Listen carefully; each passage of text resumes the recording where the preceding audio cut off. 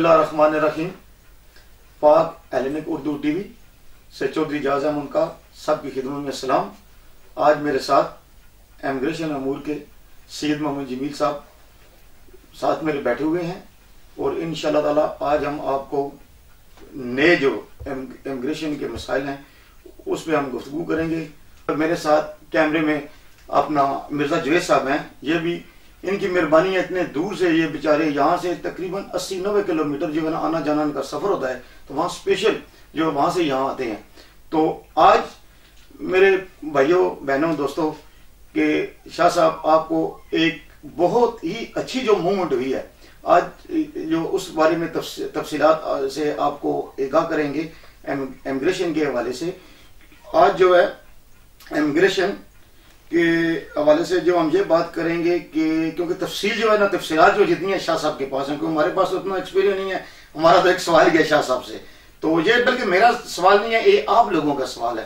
तो यहाँ पे जो है इनके जहाँ ग्रीस में जो है नायब वजीर दाखिला शाह जी नायब वजीर दाखिला से इनकी आज मुलाकात हुई है। जो तारकीन वतन के स्पेशल जो हमारे जो कैंपों में जो हमारे भाई कैद हैं, जो जिन पे यही समझ लें कि जुल्म और सितम हो रहा है, तो उस सिलसिले में स्पेशल आज इनकी जो मुलाकात हुई है। और भी जो है काफी लोग जो दूसरी कम्युनिटियों से जो हमारे फॉरेनर हैं उनकी मुलाकात हुई, और जिसमें हमारे लिए फख्र की बात है कि हमारे शाह साहब जो है ये पाकिस्तान कम्युनिटी की तरफ से गए थे। तो आइए इनसे अब जो है सवालात हम पूछते हैं कि इनकी मुलाकात जो है कैसे रही। जी शाह जी। बहुत शुक्रिया चौधरी साहब। प्यारे भाई और बहनों, मेरे तमाम सुनने वाले पाकिस्तानी, इंडियन, बांग्लादेशी, अफगानी, जहाँ जहाँ भी हमारा ये प्रोग्राम देख रहे हैं, उन सबको मेरा अस्सलाम वालेकुम, सत श्री अकाल, नमस्ते। हमने जो पिछले प्रोग्राम में ये आपसे वादा किया था कि आज का जो हमारा दूसरा प्रोग्राम होगा वो सियासी पनाह पे, रेफ्यूजीज पे, रेड कार्ड के जो मसाइल थे उन पर हमने करना था। हमने अपनी पूरी तैयारी उस पर की हुई है, लेकिन आज एक ऐसी हौसला अफजा बात हुई और एक खुशखबरी है। इसलिए हमारी टीम ने यह फैसला किया कि हम उस प्रोग्राम को पोस्टपोन करके वो हम अगले प्रोग्राम में करेंगे। आज जो खुशखबरी हुई है, जो हरासती मराकज में, यूनान के तमाम हरासती मराकज में जो लोग कैदोबंद की सोबतें बर्दाश्त कर रहे हैं नाजायज, उनके लिए एक अच्छी खबर थी और वो उसको हम आज आपके सामने शेयर करेंगे, आप तक ये मालूमात पहुंचाएंगे। आज जो गो के इस गवर्नमेंट का जो प्लान था वो स्टार्ट इन्होंने करना था, कानून साजी करनी थी जो यहाँ बच्चे पैदा हुए हैं उनकी शरीयत के ऊपर। लेकिन क्योंकि ये जो मिनीदी कैंप वाला वाकया हुआ है, जो हमारे एक पाकिस्तानी भाई ने खुदकशी की थी चौधरी, उसकी वजह से इस गवर्नमेंट ने सारा प्लान चेंज करके इसको अब अवलियत दी है हरासती मराकज के मामलात को। शाह जी, ये जो सॉरी मैं बात आपसे काट रहा हूँ, ये जो हमारे भाई ने जो खुदकुशी की है इनका ताल्लुक पाकिस्तान के किस खारिया से था 28 साल। और ये मैंने ये भी शाह जी वहाँ लोग बातें करते जब हम जनाजा में उसका जनाजा पढ़ा, नमाज जनाजा, तो कह रहे थे कि पहले ऑलरेडी 18 महीने इसने कैद काटी है। जी बिल्कुल। और दोबारा ये दूसरे शहर कृति में काम की घर से गया बेचारा, फिर पकड़ा 17 दिन के बाद फिर दोबारा पकड़ा गया और दोबारा फिर उसी मनीदी कैंप में इसको ले आया, उसी जेल में, उसी कैंप में जहाँ रहे हैं। तो वहां पर अब अंदाजा लगाएं कि उसकी तो जिंदगी खत्म होगी। दिल बर्दाश्ता हो गया कि देखो मैं 18 महीने काटने के बाद मैं फिर पकड़ा गया हूं और फिर दोबारा वही सिलसिला शुरू हो जाएगा 18 माह का, 2 साल का, मतलब 22 महीने का। तो ये दूसरे टॉपिक में प्रोग्राम ले जाएंगे। सॉरी एक मिनट में मुझे बताइए, ये मेरी तरफ से सवाल है।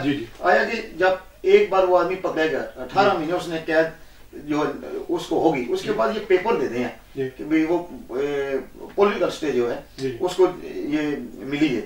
सुना यही है कि उसको मिली थी? नहीं, अच्छा नहीं मिली थी। तो वो पेपर देते हैं हमारा मुल्क छोड़ दो, ये हमारा 1 माह के अंदर 30 दिन के अंदर हमारा मुल्क छोड़ दो। अच्छा जी। तो वो अगर मुल्क नहीं छोड़ता जी तो फिर वो गैर कानूनी हो जाता है। फिर दोबारा? जी बिल्कुल। फिर 18 महीने वो दोबारा क्योंकि उसने वो नहीं उस पर किया ना, उसने अपील की है। अच्छा, अपील भी नहीं की ठीक। और उसको हक था कि जब उसको पेपर मिला था تو وہ اس کے درمیان وہ اپیل کرنے کا ہر آدمی حق رکھتا ہے، لیکن وہ اپیل نہیں، اگر اپیل آدمی نہ کرے تو پھر ظاہر ہے کہ وہ دوبارہ غیر قانونی ہو گیا، نہیں چھوڑتے ہیں، نہیں چھوڑتے، یہ قانون ہے، اچھا یہ غیر قانونی چیز نہیں۔ میں نہیں پتا تھا، تو میرے بھائیوں آج جو ہے کافی معلومات والی بات ہے کہ اگر جو آدمی نہیں جو اپیل کرے گا، اگر دوبارہ پکڑا گیا تو پھر اسے سزا ہو جائے گی۔ جی بالکل، جی شاہ، تو اس پہ پھر جو آج آپ کی جو ہمارے جو ہمارے آپ سب کو جیسے معلوم ہے اور ہم نے پہلے بھی بتایا تھا کہ یہ سیریزا کی گورنمنٹ نے پہلی دفعہ ہمارے امیگرینٹس کی علیحدہ وزارت بنائی ہے۔ اس سے پہلے آج تک گریس میں تارکین وطن کی علیحدہ وزارت نہیں ہوئی، اچھا پہلے نہیں تھی، یہ اسپیشل ڈویژن بنایا ہے، اور اس کی ڈپٹی منسٹر جو ہے وہ بہت مجی ہوئی وکیل ہے، بڑی ایکسپیرینس ہے، تارکین وطن کے معاملات پہ گہری نظر رکھتی ہیں اور سٹرگل کرتی رہی ہیں۔ ان کا اناستاسیا خریستودولوپولو یہ ان کا نام ہے، وہ ڈپٹی منسٹر تھی، اور آج انہوں نے دعوت دی تھی تمام تارکین وطن کے جو نمائندے تھے ان کو، کمیونٹیز کے، ان کو آج اپنی وزارت میں بلایا تھا تاکہ ایک تعارف ہو جائے، اور دوسرا تمام نمائندے اپنے اپنے معاملات جو ہیں وہ بیان کریں، اور اس پہ ایک ورکنگ ریلیشن شپ جو ہے وہ ڈیولپ ہو۔ بڑی خوش آئند بات تھی، اور اس میں اللہ تعالیٰ کے فضل و کرم سے پاکستانیوں کی نمائندگی میں نے کی، یہ سعادت حاصل ہوئی۔ اور اب ہم اپنے ٹاپک پہ آتے ہیں، اور جیسے ہی انہوں نے اپنے خیالات کا اظہار کیا اور سب کو باری باری موقع دیا کہ آپ اپنے اپنے تعارف کروائیں اور خیالات کا اظہار کریں، میں نے پھر جو ہے یہ میں نے پوائنٹس لکھے تھے جو ہمارے لوگوں کو، اور یہ ایک بات یاد رکھیں چوہدری صاحب کہ جب ہم بات کرتے ہیں تارکین وطن کے مسائل کے اوپر یا ان کو اجاگر کرتے ہیں تو وہ ہم صرف بحثیت پاکستانی نہیں کرتے، کیونکہ یہ پوری برادری کے لیے پورے امیگرینٹس کے مسائل ہوتے ہیں۔ ہاں کچھ ملکوں کے علیحدہ ہوتے ہیں، کچھ ملکوں کے علیحدہ ہوتے ہیں، لیکن ہوتے تمام تارکین وطن کے۔ آپ جو پھر جو ہے آپ کی بات میں نے کاٹ دی، کیونکہ یہ جو امیگریشن دیتے ہیں اس میں تو جتنے بھی فارنر یا کسی بھی ملک سے کوئی آدمی یہاں پہ ہے انلیگل آدمی، تو سب کے لیے یہ قانون نہیں ہے۔ جی بالکل یہ قانون ہے، یہ قانون ہے، لیکن آپ کہہ رہے ہیں مختلف ہے نہیں، اس میں ہمیں جو ہے نا تھرڈ ورلڈ جو کنٹری ہے، جس ساؤتھ ایشیا ہے، انڈیا، پاکستان، بنگلہ دیش، افغانستان، سری لنکا، فلپین، یہ ہمارے تھرڈ ورلڈ کنٹری میں آتے ہیں، ان کے لیے علیحدہ قانون ہے، ان کے لیے علیحدہ قانون ہے۔ اور باقی جو یہ بالکان ہیں یا ان کے لیے کچھ کلاسز جو ہوتی ہیں، قانون ایک ہی ہوتا ہے لیکن اس میں کچھ کلاس ایسی ہوتی ہیں کیٹیگریز، وہ تھوڑی ڈیفرنٹ ہوتی ہے، بیسک قانون ایک ہی ہوتا ہے۔ اب اس میں نے جو پوائنٹس لکھے تھے اور جن پر میں نے روشنی ڈالی، اور اس پہ میں نے ان سے یہ بھی کہا کہ ہماری ٹیم پاکستان، انڈیا اور بنگلہ دیش کی، یہ تینوں کمیونٹیز جو ہیں ان کو میں ریپرزینٹ کر رہا ہوں، یہ ان کی مہربانی ہے، مگر گاندھی صاحب جو صدر ہیں انڈین کمیونٹی کے، زین العابدین ڈاکٹر جو ہیں وہ بنگلہ دیش کمیونٹی کے صدر ہیں، انہوں نے مجھے اختیارات دیے ہوئے ہیں، یہ ان کی مہربانی ہے کہ میں، کیونکہ ہمارے ایک ہی جیسے مسائل ہیں تینوں کنٹریز کے، تو اس پر میں ایک پوری فیزیبلٹی رپورٹ بنا رہا ہوں جس پہ تمام جو ہمارے لوگوں کے مسائل ہیں، لیگل لوگوں کے، انلیگل لوگوں کے، جو کیمپوں میں بند ہے، تھانوں میں بند ہے، ان تمام کے اوپر میں بنا کر تحریری طور پر ہم اگلے ہفتے کے اینڈ میں ان کو جا کر ہم پیش کریں گے۔ فرض کیا جو قانونی تارکین وطن ہیں ان کے بھی مسائل ہیں کہ پچھلی گورنمنٹس جو ہیں وہ چھوٹے چھوٹے نوٹیفیکیشن لاتی رہی ہیں اور اس میں انفارم نہیں کرتے تھے ہمارے تارکین وطن کو، تو کچھ لوگ اس سے فائدہ حاصل کر لیتے تھے اور کچھ لوگ جو ہیں وہ رہ جاتے تھے، وہ ختم ہو جاتا تھا، وہ پیریڈ ہوتا تھا۔ اس کو ہم نے کہا ہے کہ دوبارہ اس کو ریوائز کیا جائے۔ پھر اس کے بعد جو ہے جو ایکا کا مسئلہ تھا، اینسیمو کا، تیوے کا، اوگا کا اور ایکا کے، اس پر بھی بات ہوئی۔ کتھارشتی کو فرلوئی کی دیلوسی نہیں تھی، اس پر بھی میں نے تجویز پیش کی۔ اس کے بعد جو اپنے جو پولیس کا رویہ ہے مجموعی طور پر باہر لوگوں کے تھانوں میں، کیمپوں میں اور سڑکوں کے پر، وہ بالکل غیر انسانی اور تعصب سے بھرا ہوا ہے، جس میں تمام تارکین وطن کی تنظیموں نے اس کو اپریشیٹ کیا اور خود انہوں نے بھی اس کو تسلیم کیا، تسلیم کیا برے طریقے سے روک جس طرح آدمی ڈکیتی کر کے آتا ہے بالکل ایسے اس طرح اس نظروں سے وہ دیکھتے ہیں ہاتھ کھڑے کرو. ایگزیکٹلی یہ ساری چیزیں جو ہے ہم نے پوائنٹ آؤٹ کی. اس کے بعد جو تھا کہ غیر قانونی جو یہاں بہت عرصے سے لوگ رہ رہے ہیں ان کے متعلق بھی ہم نے کہا کہ کوئی ایسا حل ڈھونڈے تاکہ وہ زیادہ سے زیادہ کچھ شرائط کے اوپر وہ لیگل ہو سکے آدمی.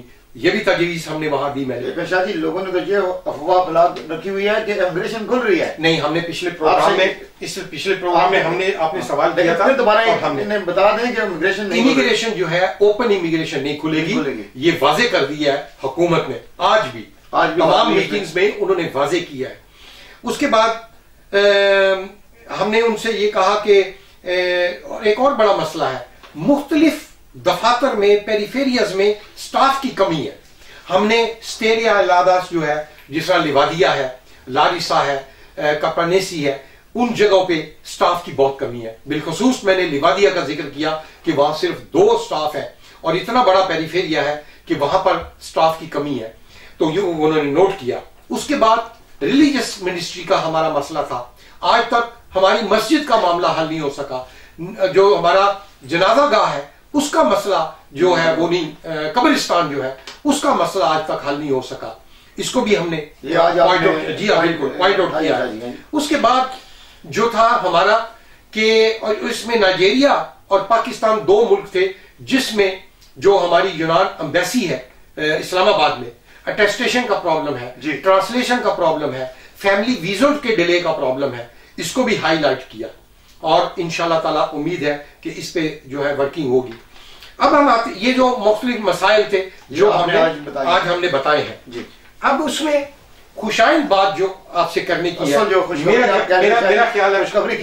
میرا خیال ہے کہ ہم ایک تھوڑا سا وقفہ یہاں لے لیں چلو صاحب، اگر آپ اناؤنس کریں تاکہ پھر ہم تسلسل کے ساتھ، کیونکہ آگے خوشخبری جو ہے اب تھوڑا سا لوگ تو شاہ جی خوشخبری سننا چاہتے ہیں. جی بالکل، کیمپوں کے لیے جو حراستی مراکز کے یونان میں ہیں ان کے لیے خوشخبری ہے.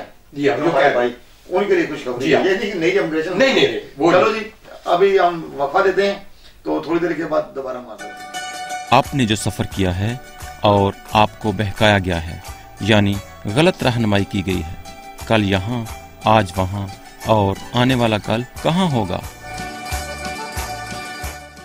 ضروری نہیں کہ آنے والا کل بھی آپ کے لیے نامعلوم ہو. اگلی انٹری کا مطلب ہے اپنا وطن. بین الاقوامی ادارہ برائے ہجرت IOM آپ کو اپنے وطن باحفاظت اور باعزت واپسی کا موقع فراہم کرتا ہے اور تیسرے ممالک کی شہریت کے حامل افراد کے لیے رضاکارانہ امدادی واپسی اور دوبارہ اپنے پاؤں پر کھڑے ہونے کا پروگرام پیش کرتا ہے. مزید معلومات کے لیے رابطہ کریں بین الاقوامی ادارہ برائے ہجرت IOM، یورپی یونین اور وزارت امن و امان و شہری تحفظ کی مشترکہ مالی معاونت.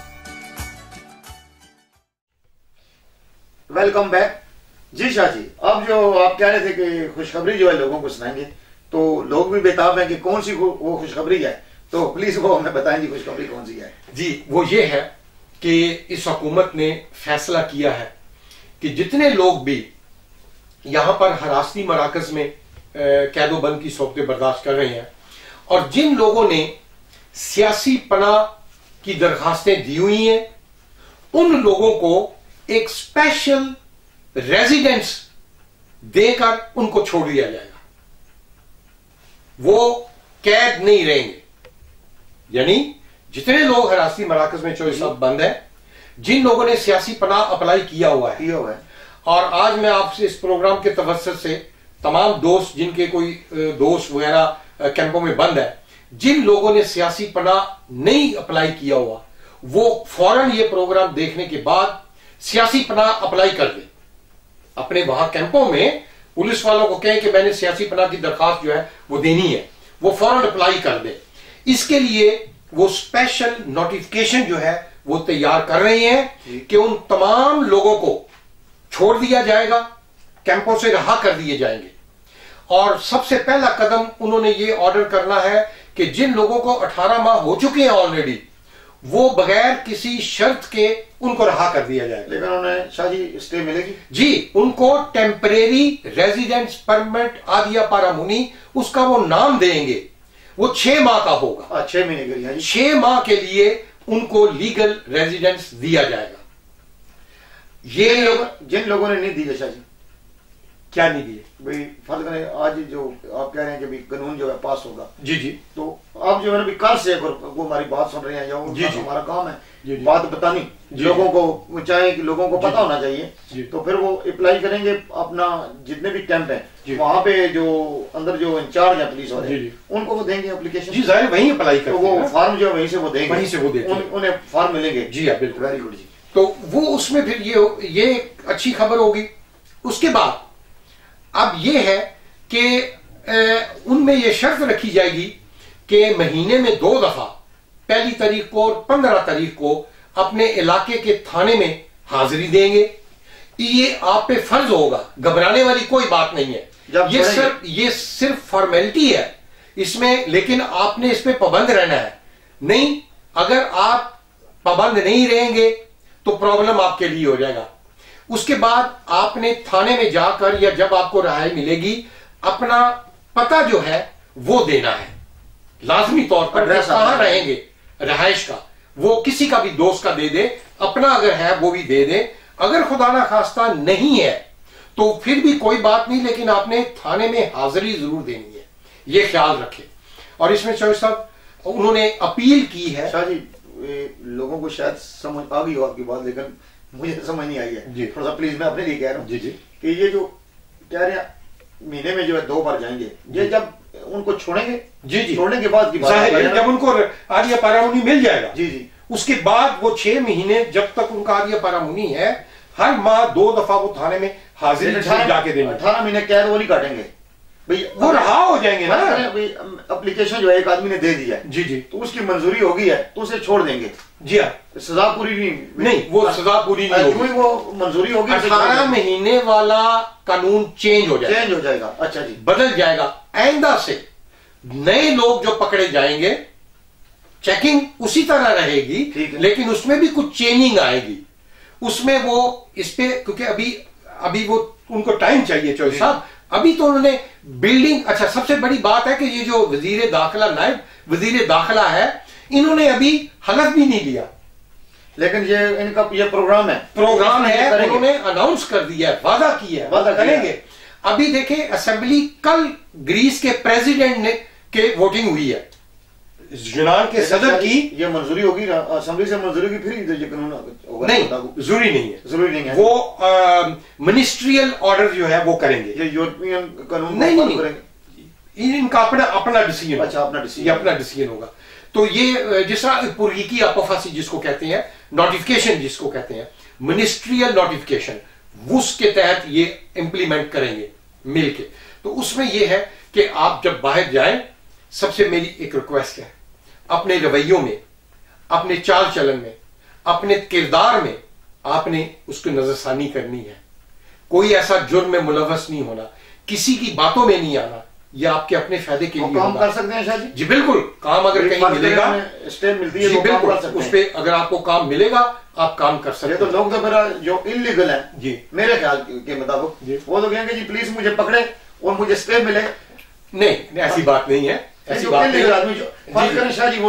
دیکھیں ایک منٹ، یہ آپ سوالات کر رہے ہیں تصوراتی، ہم تصوراتی سوال کے یہاں جواب نہیں دے سکتے. ایک آدمی پکڑا گیا نا، جو آدمی نہیں پکڑا گیا اس کا کیا بنے گا؟ سر اس کا تو ہم نے پہلے کہہ دیا نا کہ بھائی اوپن امیگریشن نہیں ہوگی، وہ ہمارا ٹاپک نہیں ہے. اچھا وہ ہم ٹاپک سے ہٹ رہے ہیں. ہم اس چیز پہ کنسنٹریٹ کریں گے جو کیمپوں میں ہے، ہم صرف ان کی بات کر رہے ہیں.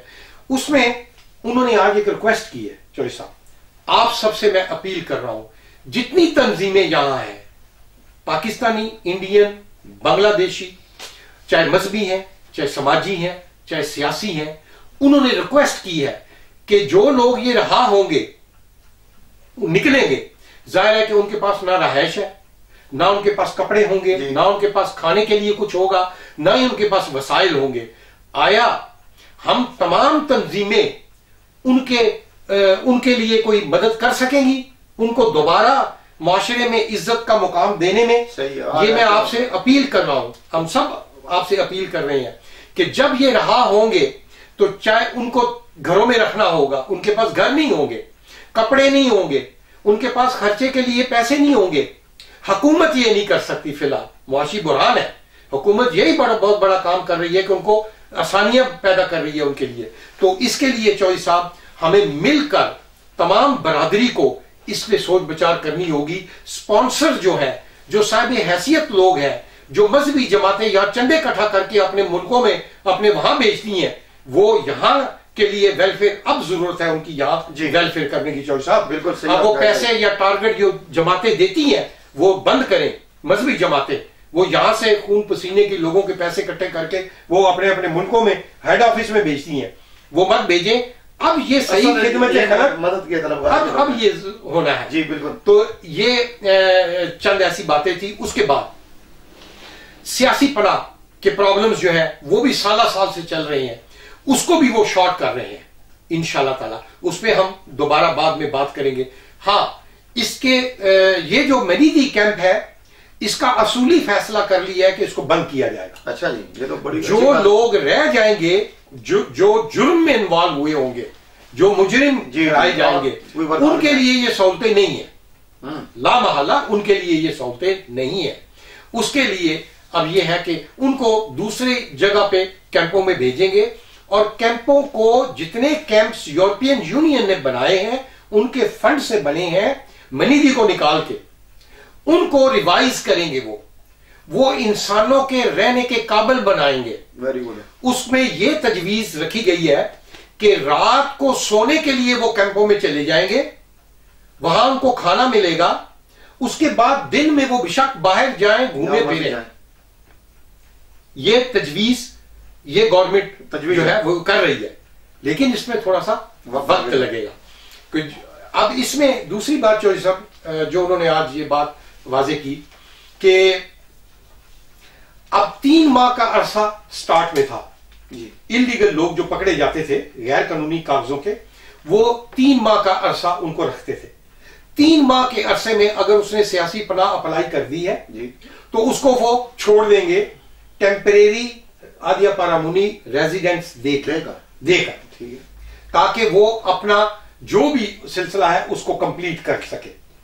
اس کے بعد ایک اور چیز انہوں نے یہ بات کہی ہے کہ جتنے لیگل لوگ تھے قانونی طور پہ 2009 کے بعد ان کے انسمے نہیں تھے، ان کو ان کے کاغذ ریفیوز ہو گئے ہیں. اب وہ بے یار و مددگار بیٹھے ہوئے ہیں کہ مالک کا لیٹر نہیں ہے، ڈیل او سی نہیں ہے، ایکا کی بک رینیو نہیں ہے. انہوں نے وعدہ کیا ہے کہ کوئی آدمی جو ہے وہ اللیگل نہیں رہے گا جو قانونی طور پہ تھے. پیریفیریا نے تو ان کو ریفیوز کیا، آپ کو رپتی کی، آپ کو پھانسی دیکھ دی ہے نا، تاکہ وہ عدالتوں میں دھکے کھائیں. عدالتیں جو 5-5 6-6 سال فیصلہ نہیں کرتی، ان کے پاس بوجھ ہے. ان کے لیے بھی وہ پورا ایک پیکج جو ہے وہ بنا رہے ہیں. ان کو دوبارہ جو ہے بغیر انسیموں کے، بغیر ان چیزوں کے، ان کے کاغذات رینیو ہوں گے. اللہ کرے جی ایسا وشا جی بالکل، یہ انشاءاللہ تعالیٰ ہوگا. اور یہ تبھی ہوگا کہ ہم، اور میں اس میں بڑے وثوق سے آپ کو یہ خوشخبری بھی دوں گا کہ یہ حکومت اور یہ وزارت جو ہے یہ بہت زیادہ کوآپریٹیو ہے. وہ اب انہوں نے ٹائم مانگا ہے کہ تھوڑا سا ان کو وقت دیں تاکہ ان چیزوں کی وہ تیاری کر لیں. تو وہ اس پہ بھی ہمارا تعاون انہوں نے مانگا ہے کہ وہ لگاتار رابطہ رہے گا تمام تارکین وطن کے نمائندوں کے ساتھ. وہ میٹنگز کریں گے اور ان کے دروازے کھلے ہیں، جب بھی چاہے ان سے ملاقات کریں، اپنی تجاویز دیں. لیکن میں ایک درخواست کروں گا، جب بھی تجاویز دیں ٹھوس دلائل کے ساتھ، اپنی اپنی سٹوری ان کو نہیں جا کے بتائیں. ساری نمائندگی پوری اپنی برادری کی کریں، جو ان کے جائز مسائل ہیں وہ جا کر ان کو بتائیں اور تحریری طور پر دیں. زبانی کلامی آپ جو مرضی بات کریں گے ان کا فائدہ نہیں ہے. تو میں سمجھتا ہوں کہ یہ ایسی ایک اچھی حوصلہ افزا مطلب ہے کہ یہ موومنٹ ہے وزارت داخلہ کی طرف سے اور اس گورنمنٹ کی طرف سے کہ ان کو ہم ٹائم دیں، ان کے ساتھ تعاون کریں. اور یہ جو لوگ انشاءاللہ تعالی رہا ہوں گے اور یہ دوبارہ انہوں نے اس معاشرے میں اپنے آپ کو وہ کرنا ہے، ضم کرنا ہے، لیکن اس کے لیے ہم سب نے بھی ان کا ساتھ دینا ہے. اور وہ لوگ جو رہا ہوں گے وہ ایک اچھے شریف شہری کی طرح اپنی زندگی گزاریں. ظاہر ہے کہ ایک دم سے ان کو تو کام نہیں ملے گا, بے روزگاری بہت زیادہ چلتا ہے, اور ہم چاہیں گے کہ جب تک وہ کام پہ نہیں لگتے کوئی ایسا فنڈ ہم برادری مل کر ان کے لیے کریٹ کریں تاکہ تھوڑا بہت ان کو خرچہ جو ہے گھر میں ان کو ڈال دیا کرے. ان کے گھر میں کوئی چاول, چائے پتی, چینی, جو بنیادی ضروریات ہے وہ ہم اکٹھی کر ہم ان کو ہر ماہ جو ہے اس گھر میں ہم دے دیا کریں, چاہے وہ عزت اور شرافت سے.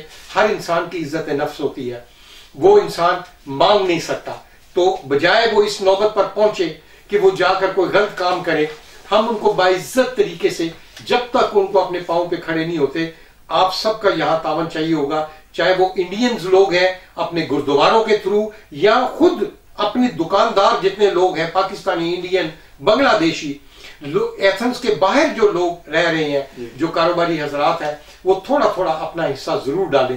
اور ہم انشاءاللہ تعالی جلد ہی برادری لیول پہ ہم اپنی ایک میٹنگ کریں گے, تمام تنظیموں کو بلائیں گے, باہر کے علاقوں سے بھی لوگوں کو بلائیں گے تاکہ اس پر ایک لائحہ عمل تیار ہو. یہی میں گزارش بنگلہ دیشی کمیونٹی کو بھی کروں گا, یہ گزارش میں انڈین بھائیوں بہنوں سے بھی کروں گا کہ وہ بھی اپنے جو ہے وہ اس میں حصہ ڈالیں.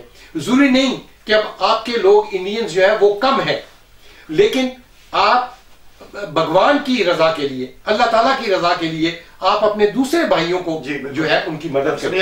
جی یہ مدد کریں. تو آج کے لیے میں یہی چیزیں ہیں فی الحال, اس ٹاپک کو ہم آج یہاں مطلب کہ سمیٹیں تاکہ انشاءاللہ پھر اگلا پروگرام جو ہوگا وہ ہم اگر کوئی اور نئی چیز آئے گی تو وہ ہم کریں گے, اور جو سیاسی پناہ کے ہم نے پوری وہ اکٹھے کیے ہوئے ہیں وہ ہم انشاءاللہ تعالی اگلا جو ہمارا نیکسٹ پروگرام ہوگا وہ ہم اس پہ کریں گے. اور آپ سب سے گزارش ہے کہ انشاءاللہ تعالی, کیونکہ ہمارا یہ پچھلا جو پروگرام تھا وہ پہلا پروگرام تھا, اس میں کوئی کمیاں کوتاہیاں رہ گئی ہوگی یقیناً ہے. انشاءاللہ یہ جو پروگرام ہوگا یہ بالکل اس میں تھوڑی سی تبدیلی آپ کو نظر آئے گی اور امپروومنٹ نظر آئے گی, اور انشاءاللہ تعالی جیسے جیسے یہ پروگرام آگے بڑھے گا اس میں ہم آپ کی فیڈ بیک چاہیے, آپ کے مشورے, قیمتی مشورے ہمیں چاہیے, آپ کی ہمیں ای میل کے ذریعے, ٹیلی فون کالز کے ذریعے. ہمارے انشاءاللہ آئندہ سے اس اسکرین پر ہمارے چودھری اعجاز صاحب کے اور ہماری ٹیم کے ٹیلی فون نمبر اور ای میل جو ہے وہ آپ کو مل جائے گا, تاکہ آپ ہمیں ای میل کے ذریعے, آپ ایس ایم ایس کے ذریعے اپنے سوالات ہمیں لکھ کر بھیجیں, ہمیں قیمتی مشورے آپ بھیجیں, تاکہ ان کی روشنی میں ہم اس پروگرام کو اور اچھے سے اچھا آپ تک پہنچانے کی کوشش کریں. ایک میسج آپ جو ہے پلیز آپ دیں گے کہ کیونکہ یہ ہمارا جو آج کا پروگرام اس میں یہ شامل نہیں تھا, یہ میں اپنی طرف سے کر رہا ہوں سوال, یہ جو لمبی لائنیں جو پاکستان ایمبیسی کے سامنے لوگوں نے جو لگا کر رکھی ہوئی ہیں ان کے بارے میں آپ کیا کہیں گے؟ پلیز آپ یہ میسج دیں تاکہ لوگوں کی غلط فہمی دور ہو. سب آخر میں جو ہے بتا دیں پلیز. جی وہ یہی ہے کہ لوگوں کو یہی تھا اس گورنمنٹ کے آنے سے کہ بھائی یہ امیگریشن کھولیں گے تاکہ ہم پاسپورٹ جو ہے اپنے وہ بنوا لیں, کیونکہ جن کے پاس پاسپورٹ نہیں ہے, ظاہر پاسپورٹ اگر کل کو کوئی ایسا سلسلہ ہوتا ہے تو ان کے ذہن میں یہ ہوتا ہے کہ بھائی پاسپورٹ نہیں ہوگا تو ہم کچھ بھی نہیں کر سکیں گے, ہم اس میں حصہ نہیں لے سکیں گے. لیکن بہرحال اب اس میں تو ہم ان کو منع نہیں کر سکتے کہ آپ وہاں لائنیں نہ لگائیں یا پاسپورٹ نہ لیں, لیکن یہ ضرور ہم کہیں گے, بڑا اچھا آپ نے یاد کرایا کہ وہاں پر ظاہر ہے کہ جگہ چھوٹی ہے, وہاں پر آپ جائیں, بہت زیادہ سڑکوں پہ آپ تھڑوں میں بیٹھ جاتے ہیں, وہاں کا علاقہ ہے, جرمن ایمبیسی ہے, برٹش ایمبیسی ہے, دوسری ایمبیسی وہاں پر ساتھ ہے, تو وہ بڑا محجوب سا لگتا ہے. ہم پر نکتہ چینی کرتے ہیں, انگلیاں اٹھاتے ہیں. صاف ستھرے کپڑے پہن کر لائن میں لگے, ترتیب سے جائیں, انشاءاللہ تعالی جلد ہی یہ چیزیں ختم ہو جائیں گی. اور آپ کو سفیر محترم پاکستان کے دورے پر ہیں, 1 تاریخ کو 1 مارچ کو وہ واپس آئیں گے, تو آپ کو ایک خوشخبری بھی دیں گے کہ نئے سفارت خانے کی جو بلڈنگ ہے وہ انشاءاللہ تعالی جلد ہی یہ خوشخبری سفیر محترمی آپ تک پہنچائیں گے, تاکہ یہ جو ہماری یہاں پر مجبوریاں ہیں, پریشانیاں, جگہ کی کمی کی وجہ سے وہ ٹھیک ہو جائے گی. بہت اچھی جگہ جو ہے وہ باعزت طریقے سے وہاں لوگ اندر بیٹھیں گے, باہر وہاں لائن نہیں ہوگی انشاءاللہ تعالی. تو باقی آخری پیغام جس طرح میں ہمیشہ دیتا ہوں چودھری صاحب, بالکل آپ بھی دیں شاہ جی, تاکہ آپ بھی پروگرام ختم کریں. اس میں یہی ہے کہ انشاءاللہ تعالی اللہ تعالیٰ کی ذات سے نا امید نہیں ہوا کرتے, نا امیدی گناہ ہے, مایوسی گناہ ہے. اللہ تعالیٰ مسبب الاسباب ہے, وہ آپ لوگوں کی دعائیں, آپ لوگوں کی جو بے چینیاں ہیں اس کو ضرور دیکھتا ہے. اور جتنے بھی لوگ کوشش کریں کہ وہ بیمار ہیں ہسپتالوں میں ہیں، اللہ تعالیٰ ان کو شفائے کاملہ و عاجلانہ دے. باہر جو لوگ مجبور بے کس ہیں، جیلوں میں، کیمپوں میں، دیکھا دعائیں لوگ، آپ کے ماؤں بہنوں نے، بیٹیوں نے، آپ کے والدین نے دعائیں کی ہیں آپ کے لیے، تو اللہ تعالیٰ نے آپ کی سن لی. تو دعائیں کبھی رائے گا نہیں جاتی. ہمیشہ خلوص دل سے دعا، اچھی دعا کیا کریں اپنے ساتھیوں کے لیے، اپنے بہن بھائیوں کے لیے، اپنے دوستوں کے لیے. ہمیشہ اچھی دعا کیا کریں اور رب سے، اپنے بھگوان سے، اپنے گرو سے جو ہے اچھے کی امید رکھا کریں اور دل برداشتہ مت ہوا کریں. آپس میں پیار، محبت اور بھائی چارے کی فضا کو فروغ دیں. یہی ہمارے لیے جو ہے یہ اچھی چیزیں، یہ معاشرے میں جو ہے ہم اس یونان کے معاشرے میں جو ہے اچھی نگاہ سے دیکھے جائیں گے. کالو پیدی پھر دوبارہ ہمیں کہا جائے گا. جب ہمیں کسی زمانے میں کہا جاتا تھا ہمارا نام، چھوٹی چھوٹی چیزوں سے ہمارا نام جو ہے وہ بدنام ہو جاتا ہے فوراً. لیکن اس پر بھی یہ حکومت جو ہے وہ انشاءاللہ تعالی قابو پانے کی کوشش کر رہی ہے. ہم سب کے ساتھ مل کر ایک اچھی ورکنگ ریلیشن شپ بنے گی اور بہتری آئے گی، لیکن اس میں تھوڑا ٹائم لگے گا. آپ کی کوآپریشن، آپ کی جو ہے وہ ہمیں ہمت اور حوصلہ جو ہے وہ چاہیے، آپ کی دعائیں ہمیں چاہیے. اور اس امید کے ساتھ کہ اپنا اور اپنے دوستوں، عزیزوں، اقارب کا خیال رکھیں، پیار اور محبت اور مسکراہٹیں جو ہے وہ آپس میں بانٹیں زیادہ سے زیادہ.